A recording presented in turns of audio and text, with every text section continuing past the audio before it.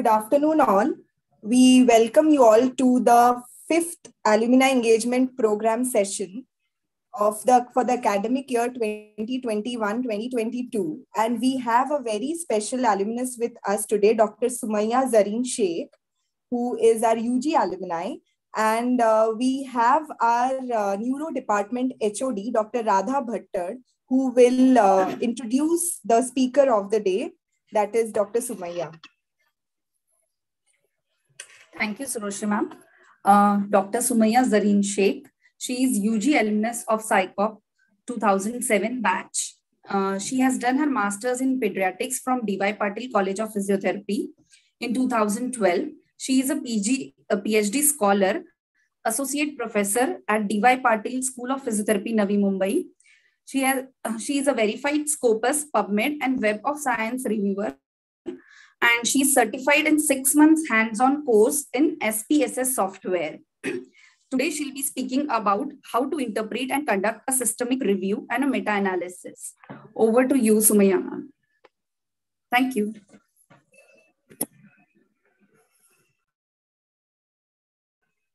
Summaiya, I think, Dr. Summaiya, I think is your speaker on? Yes.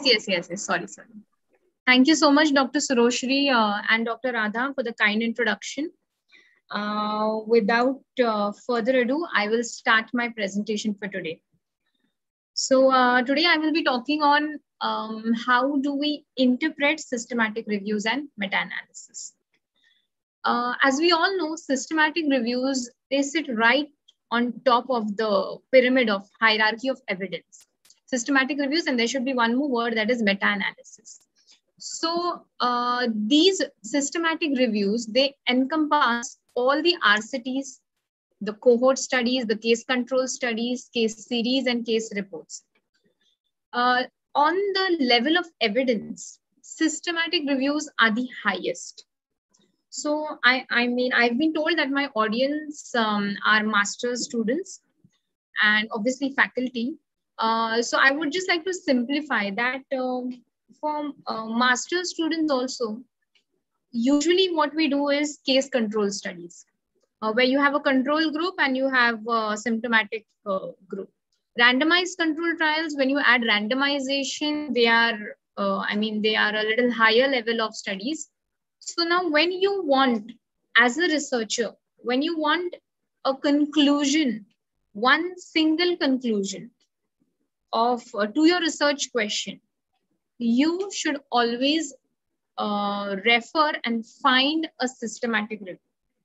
But once we have found out a systematic review, how do we read it? The problem is how to read a systematic review, and that is what I will be talking about.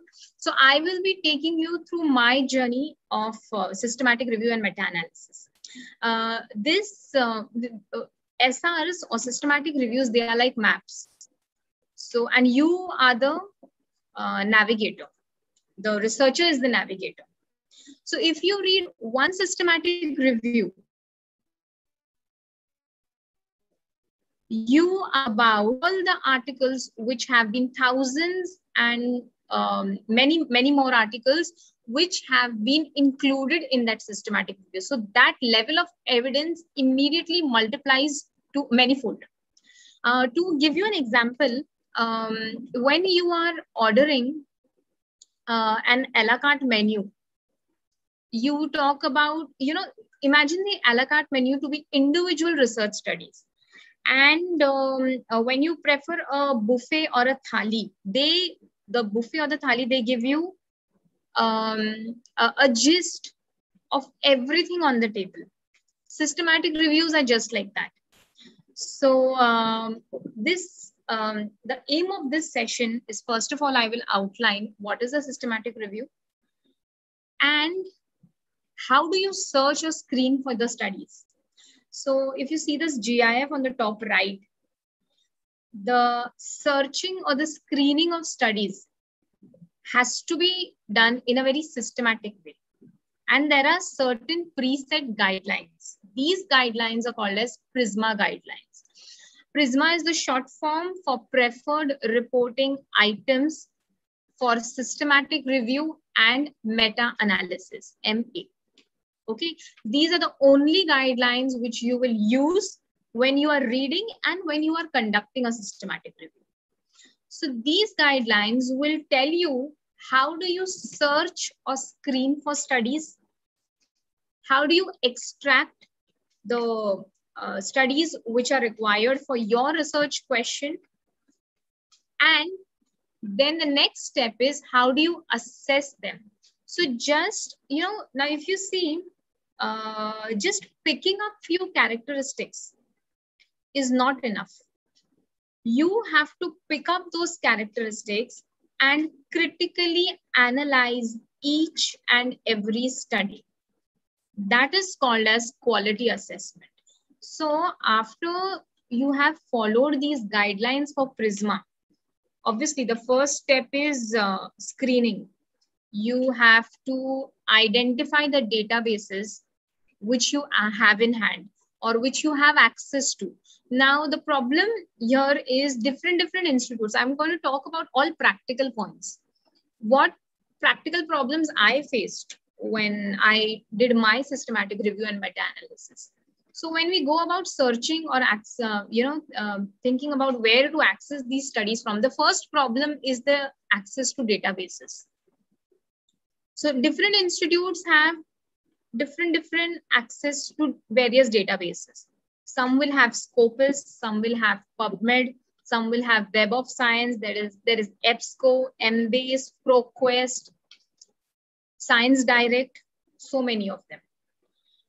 So you need at least 3 to 5 databases for screening or searching these articles. So now the problem I encountered is my institution had only 2. So I went and contacted other institutes. I found out who have other databases apart from the ones which my institute has. And this is how I collated 5 databases. So you just have to go and search for those title, you put in the keywords, and you just need to have a list of articles. You don't need full text for that right now. So that is the catch here. You don't need full text articles for starting a systematic review. You just need the title and abstracts. Title is also sufficient. Okay, that is one practical point which I think you should remember. Then comes data extraction. So for data extraction, a pre-specified eligibility criteria. For example, let's take an example. What is the effectiveness of kinesiotaping in lateral epicondylitis? Or what is the effectiveness of kinesiotaping in tendinitis? Any tendinitis. This can be your topic. It's a broad topic. It is specific. Okay.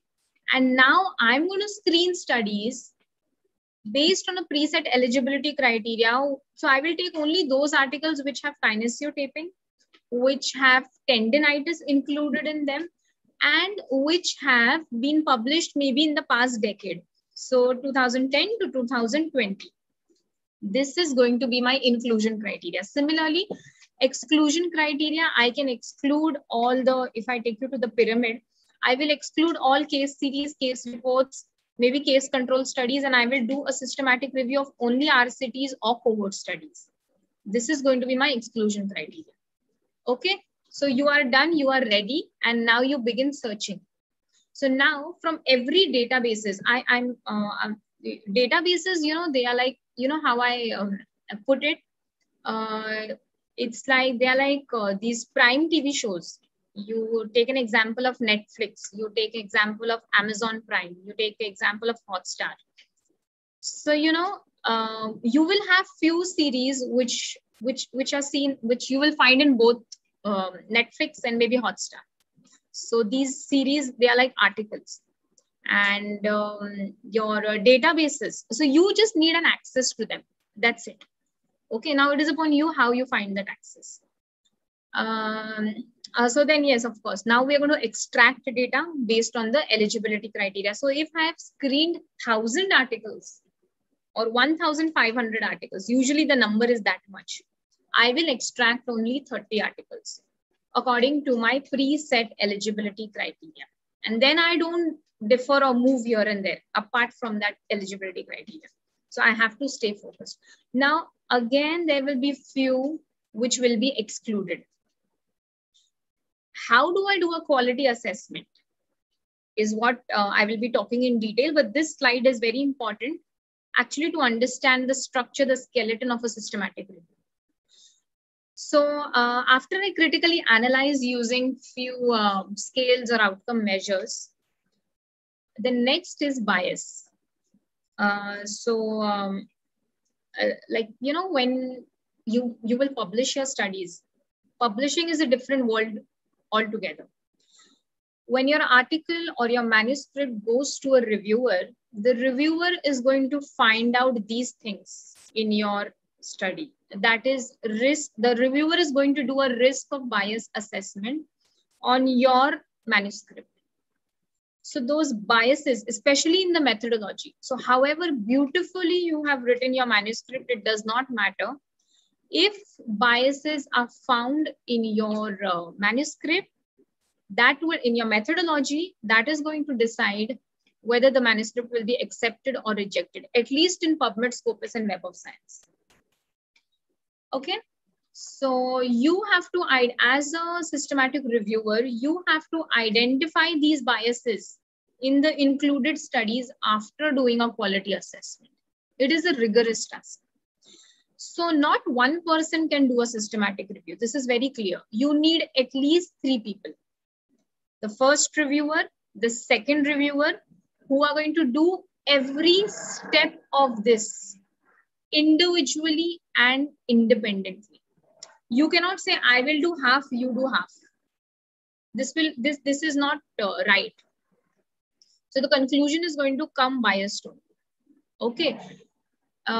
Blinding protocol is followed, and both these reviewers are going to follow each and every step independently, and obviously you cannot leave it midway.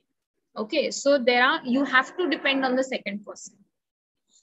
That is why when you choose your second reviewer, it is very, very important, very, very crucial. And then you need a third reviewer. So these two reviewers will definitely have some disagreements. They have to be resolved by the third author or the third reviewer. Okay, so means 3 people have independently followed Prisma guidelines, followed through these 1,000, 2,000 articles, and then come to a conclusion. Lastly, about meta-analysis. So one point is that the next step of a systematic review is a meta-analysis. So when you apply statistical methods to a systematic review results, it becomes meta-analysis.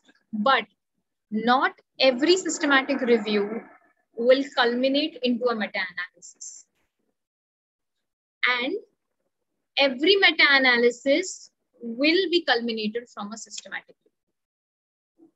So if there is no homogeneity between the included, the final 24 or 30 articles which were included, if there is no similarity, if you can see here, if there is no similarity between these articles, it will not become a meta-analysis. Okay, so now we move forward. I have already explained. So if there is a fixed plan, if it is methodological, I mean, if there is a method or a guideline which is backing you, that is called as a systematic review. I hope my voice is clear still. Okay. So, as I said, specific topic, these are few guidelines and references, which are then critically appraised. You have a pre-specified eligibility criteria, and your aim as a reviewer is to identify and minimize this bias. Bias is judgment. So there are different types of biases. It is another topic in itself. I will be taking you through the biases, but not so much in detail. Okay, now why do we need systematic reviews? So, I mean, as far as I remember, when I was in my master's, talking about systematic reviews and talking about meta-analysis was a very far-fetched thought for me. But I think if students, if young researchers, I mean, they are introduced to this this term and this way of finding systematic reviews and reading a systematic reviews, your study becomes very stronger. Your need of the study becomes concrete. So approximately imagine 75 to 100 RCTs, randomized controlled trials. They are level 2 evidence. Level of evidence is 2. They are published daily. So I cannot say one study or 5 studies, they say the same thing when I'm backing my study. I need something, I mean, someone else must have done a study who has collated this 1,000 or 100 articles and said one single thing, that kinesiotaping is effective or not effective. So whenever you're doing a literature search, even for your current studies or current projects, the first thing you search is a systematic review and read it thoroughly. There only you will find, in the conclusion of the systematic review, in the discussion of the systematic review, you are going to find the need of the study, your need of the study. So these systematic reviews, they help to end confusion. Whenever, how much is the level of evidence, whether it is insufficient, not sufficient, someone can just get up and tell you, no, someone has already done this study. No, this study has already been done. You don't do this, you don't do that. You find out a systematic review and tell them that there is insufficient evidence. And that is why you want to re-research and redo it. Okay. So, yeah. Because obviously, as I said, all this much information is unmanageable. You cannot manage so much information. You cannot say, I have found out 10 articles and they say this. One systematic review is sufficient for you, along with the other 10, obviously, if they have not been included in that systematic review. That is called as evidence-based. So, as I discussed, you need multidisciplinary teams. You need a statistician with you. You need someone. You also need a reviewer. After 3 people, those 3, one first reviewer, second author, and third author, you need a statistician and you need a person from a non-physiotherapy background. I mean, if we are talking about physiotherapy, to review this whole article. Okay, that is why it is called as a multidisciplinary team, and only this team can, complete the systematic review.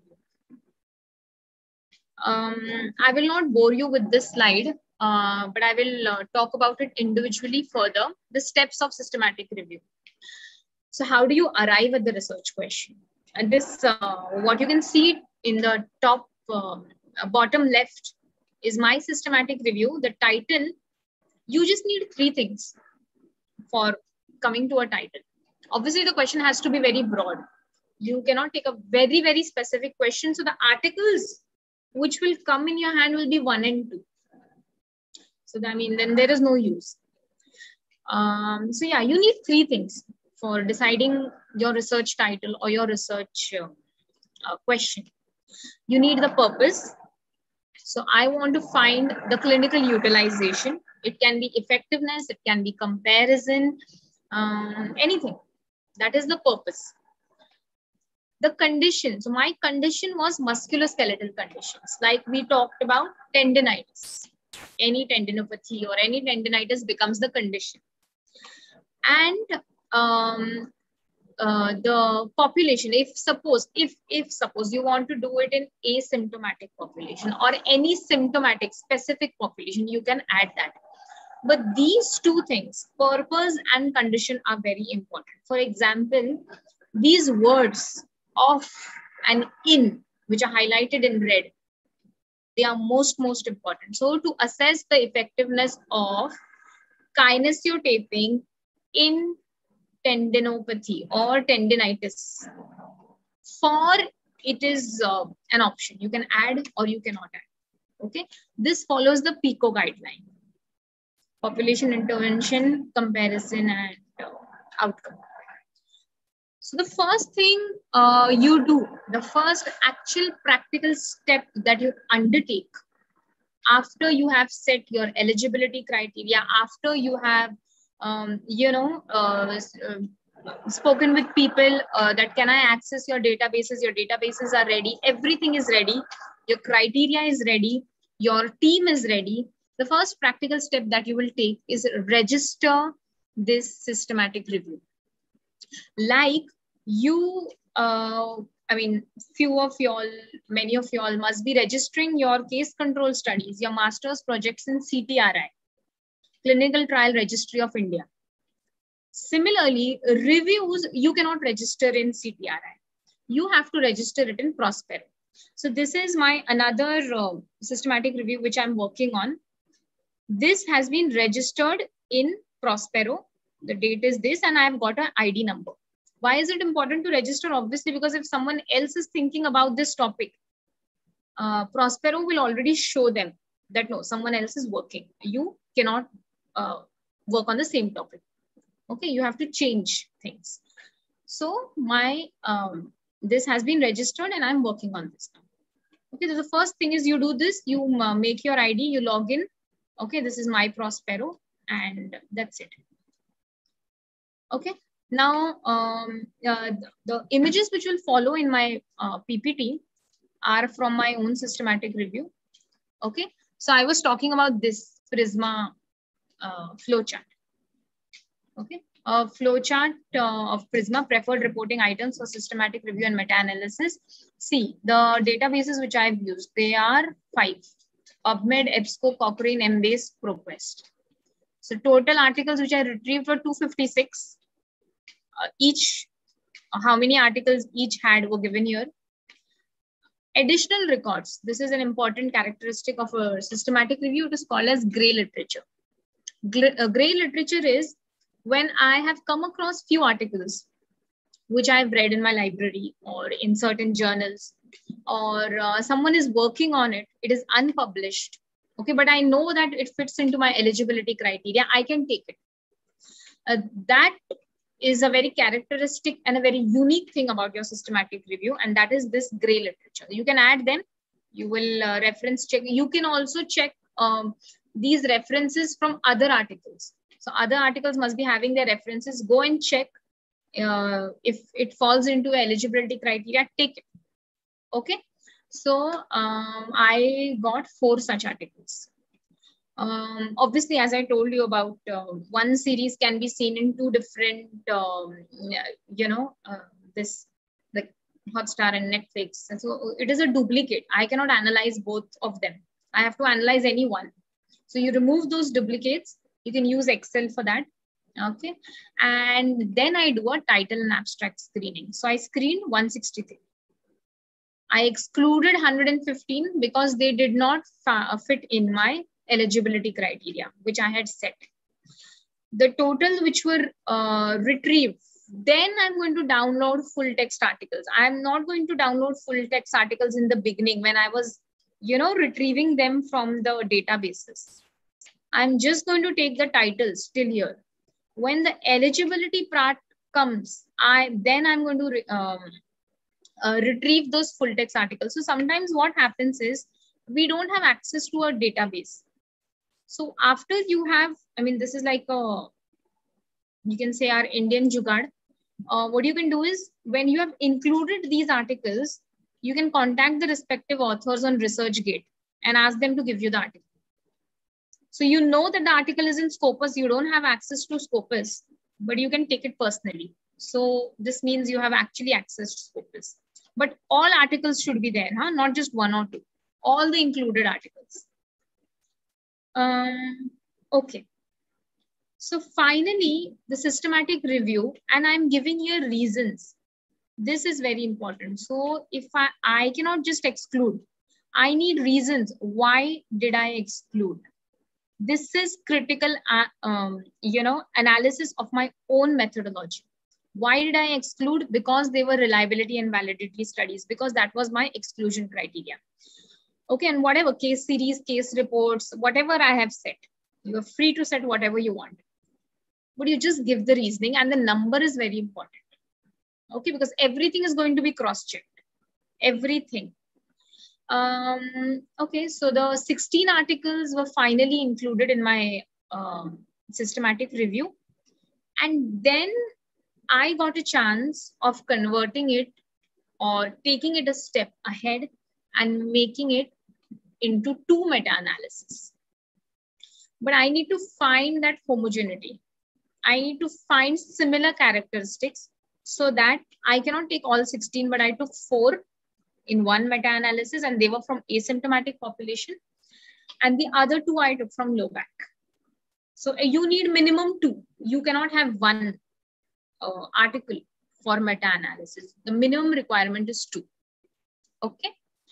So yes, next slide. Okay. So to continue, if you see here, I have registered. This is my ID number. The link I have also shared if someone wants to actually see whether I've, registered it or not. This was my eligibility criteria. Included articles, excluded articles, my databases, everything. So yes, one very important thing in thing in this is you can use certain softwares. The most common and the best software is Mendeley. Okay, you download Mendeley, you store all your full text articles, and you can highlight them over there and put it into Excel. Okay, it is as simple as that. I will show you the Excel, how I made it. And as I told you, this is very important. You need a third reviewer to resolve the disagreements. And obviously, 2 people will have disagreements, and it is good to have disagreements. This means you are critically analyzing the articles independently. Okay. So whenever you're reading a systematic review, you cannot have 2 authors. You need 3 authors.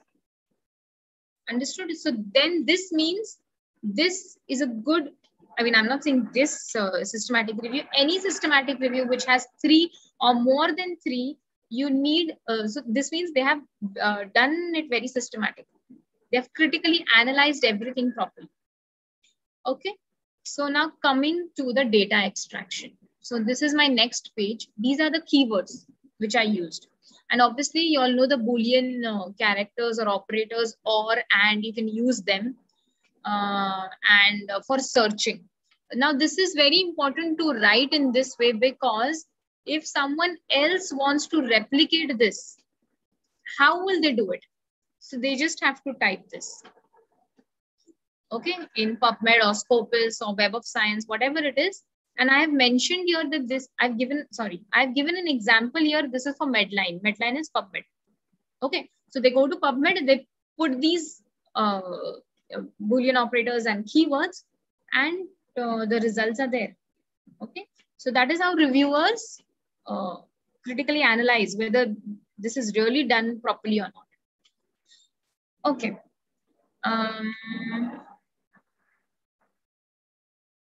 All right. So now about quality appraisal. There is a scale, I'm not included in this, but there is a scale which I think most of us are familiar with. Whenever we have to critically analyze any article, even for our journal clubs or, even if you are just critically reviewing any article just to find out what are the missing components, we use Pedro scale.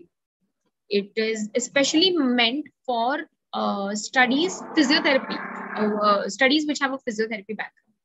So this Pedro scale is going to give you a number out of 10. Suppose A article, I will rate 4 out of 10. It has certain items. Okay.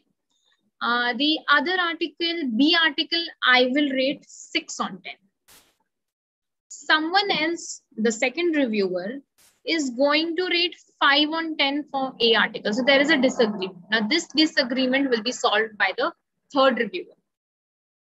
Okay, so I am going to critically review that article overall. But when you talk about what is inside, that is called as risk of bias. So this is risk of bias. Risk of bias is when you, critically, very minutely pick up each and every flaw in the methodology of that article. So you become the reviewer of the included articles. So if you can see here, you can see my 16 articles are on the y-axis, and these are the biases: the selection bias, the allocation bias, blinding, whether, for example, this article, maybe Amiri 2017. Did Amiri 2017 used blinding of participants? So there is a question mark. It is not written in the methodology. If it is an RCT, blinding is a must.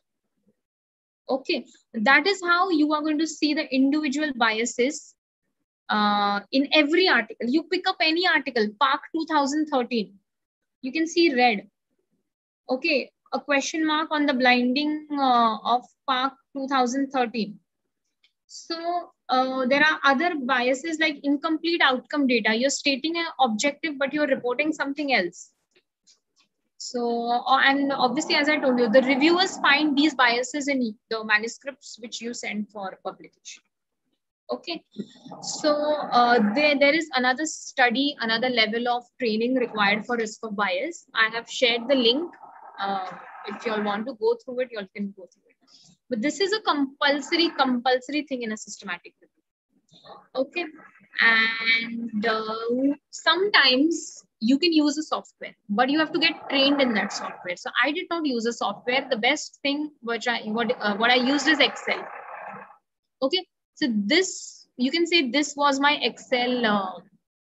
I took out the characteristics of individual studies. These are my 16 studies. Okay, whichever characteristics I want to take, I have taken them. And then I have commented in my discussion on the same. Okay, so you can use an Excel. But the two reviewers will use two different Excels. They cannot use the same Excel. Okay, this is very important. Okay, and the same risk of bias, this, when you plot a graph overall, so these are of individual studies. Overall, how does it look? So overall, my 16 articles, there is low risk. So there are three things. There are three colors: low risk, high risk, and unclear risk. So question mark is unclear. Positive is green, that is low risk, and high risk in the respective biases. So this is how it looks overall. So high risk is less in all these studies. Okay. And yes, this must be, it is very important that these findings must be interpreted. The interpretation has to be done by all the reviewers in the same way. You have to resolve all your differences and then publish. Okay. Okay. So talking about meta-analysis, I mean, see, in Excel, what you can do is you can categorize a code data. Coding is a very important feature of SPSS also. So here, like for example, I've coded 20 to 30. I have made the age groups. I have made a bracket and I have coded it. Okay, so I can use it for analysis later. So that is like giving an acronym. Basically, coding is that.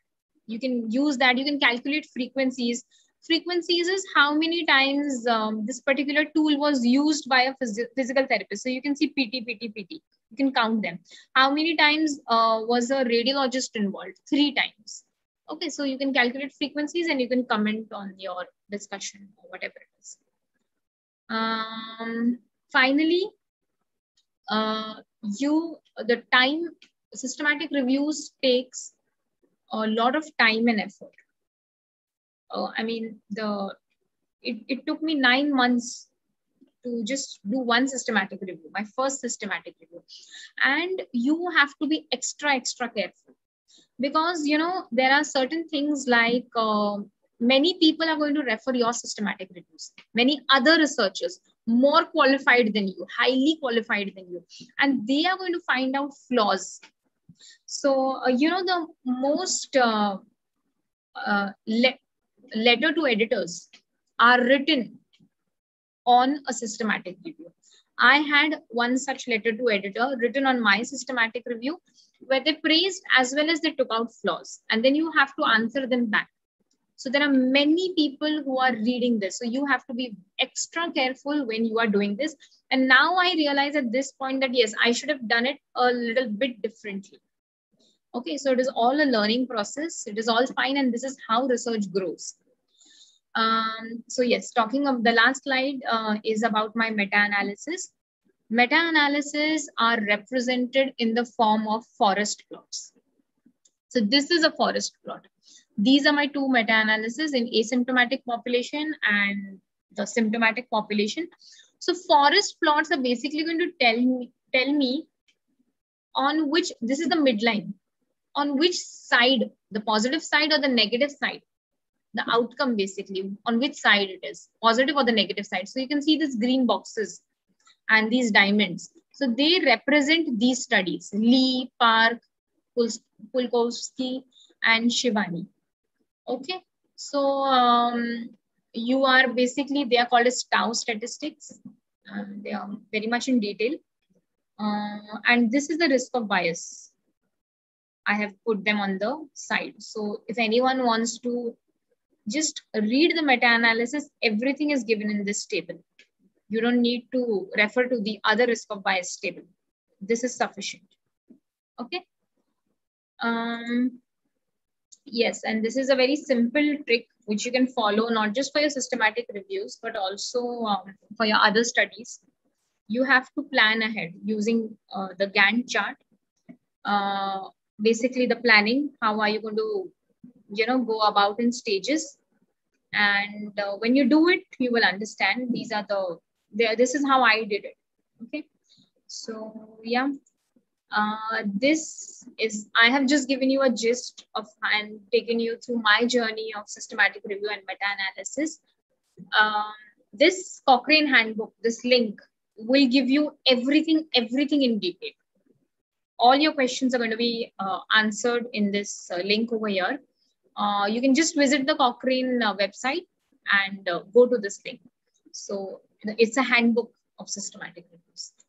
I would finally like to thank Sancheti Institute College of Physiotherapy, obviously for giving me this opportunity. And I'm very happy to say this. I'm proud to be a Sanchetiite.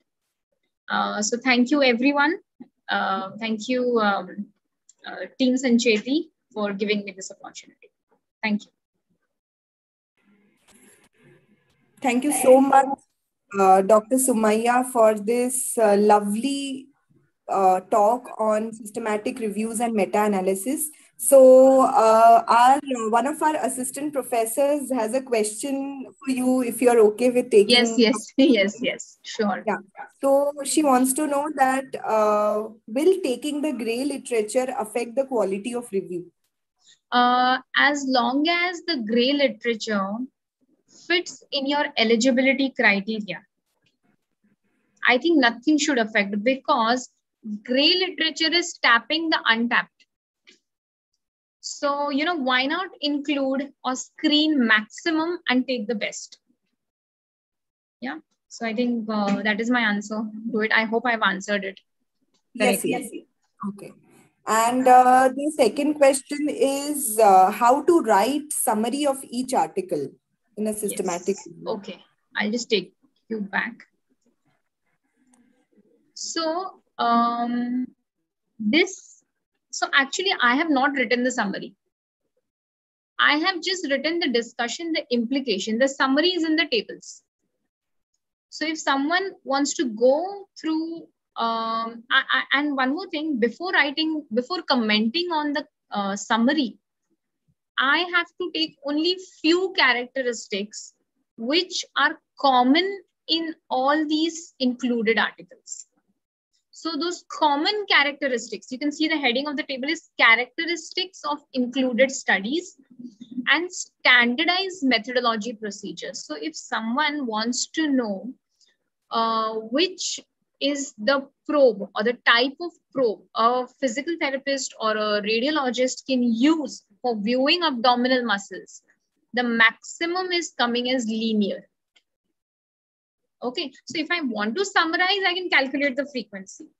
But I think everything should be there in a table, something that is clear, crystal clear and transparent.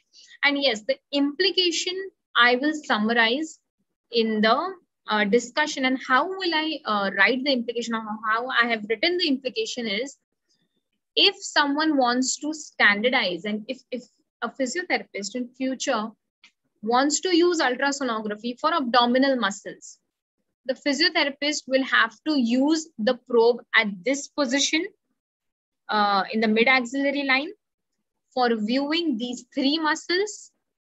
The commonest frequency is 5 to 10 hertz, megahertz, linear probe, and B mode ultrasonography.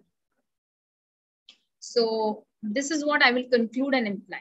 Thank you so much. Thank you so much, Dr. Summaiya. Thank you, Surgeries. Definitely, you have answered all the questions, and I think you have actually given much more than that, because as you started off with that, when we were doing our masters, or thinking of a systematic review and a meta-analysis was really, really far-fetched, and you really made it sound so simple. So we look forward to doing such good reviews, and congratulations to you for all your recent couple of publications. So they are really commendable to you, your rest of the authors, and looking forward to more such interesting talks with you. Thank you so much. Thank you so much, Dr. Surgeries and team, Sancheti team. Thank you so much. Thank you. Thank you.